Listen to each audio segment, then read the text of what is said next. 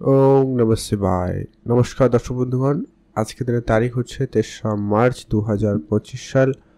আজকের দিনটি আপনার কেমন যাবে? আপনার আর্থিক পরিস্থিতি, আপনার প্রেম সম্পর্ক, বিবাহিত সম্পর্ক, পারিবারিক জীবন প্রত্যেকটা বিষয় কেমন যাবে আমরা এই ভিডিওতে বিস্তারিত আলোচনা করব। আপনারা দেখতে থাকুন। সবার আগে আমরা আজকের দিনের পঞ্চাঙ্গ সম্পর্কে আপনাদের সঙ্গে আলোচনা করব। তবে ভিডিও ভালো লাগলে অবশ্যই একটা লাইক করে কমেন্ট করবেন। ওম নমঃ শিবায়। আজকে দিনে বাংলা মাসের তারিখ হচ্ছে 18 ফাল্গুন 1431 বঙ্গাব্দ, বার হচ্ছে সোমবার।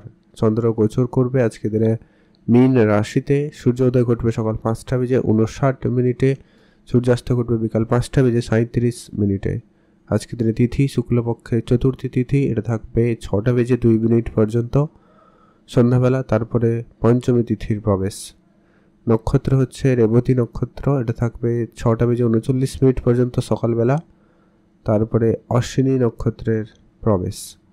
ওভারঅল প্রত্যেকের জন্য আজকে দিনের অশুভ সময়, যেটাতে আপনারা কোনো ধরনেরই ভালো কাজ, নতুন কাজ করবেন না।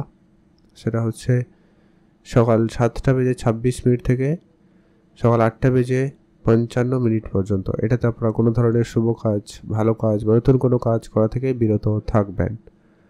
আর আজকে দিনে সবথেকে কার্যকরী এবং সবথেকে ভালো সময় দুপুর 1টা থেকে ভালো সময় দুপুর 2টা বেজে 55 মিনিট পর্যন্ত।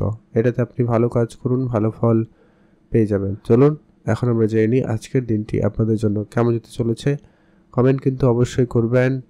ওম নমঃ শিবায়। সিংহ রাশি ও লগ্নের জাতকাদের জন্য আজকের দিন কেমন যাচ্ছে? আপনার সর্বপ্রথমত প্রেম সম্পর্কের দিকটা যদি আমরা বলে নিই, সেক্ষেত্রে আপনাদের আজকের দিনটি খুব ভালো যাচ্ছে। প্রেমের জায়গায় সফলতা থাকবে। নতুন করে আপনাদের একটা দিন ভালো কাটার সম্ভাবনা লক্ষ্য করা যাচ্ছে, সেক্ষেত্রে বেশ ভালো কাটবে। আপনারা আজকে খরচপাতি একটুখানি কম করবেন, সেটা কিন্তু জরুরি রয়েছে। খরচটা যতটা সম্ভব বুঝে শুনে করা যায় সেটা কিন্তু করবেন। যারা বিদেশে যাবেন ভাবছেন, দিনটি কিন্তু খুব ভালো, আপনি অবশ্যই বিদেশ যাত্রা করতে পারবেন। তবে হ্যাঁ, এখানে একটা কথা বলবো, বিদেশে হয়তো অনেকে যাওয়ার অনেক দিন ধরে চেষ্টা করছেন, হয়তো সুযোগ পেলেন। এখানে কিন্তু বুঝে চলতে হবে যে সবাই আপনার কিন্তু বিশ্বাসযোগ্য হবে না, তাই আপনার অবশ্যই ধ্যান রাখবেন। টাকা পয়সা নিয়ে আপনার ঝামেলায় পড়তে পারেন, খেয়াল রাখুন। কারোকে কোনো রকম না বুঝে শুনে কোনো রকম টাকা পয়সা দিবেন না, বা ধার বাকি করা থেকে আপনারা একেবারে বিরত থাকবেন, ওটা কিন্তু জরুরি রয়েছে।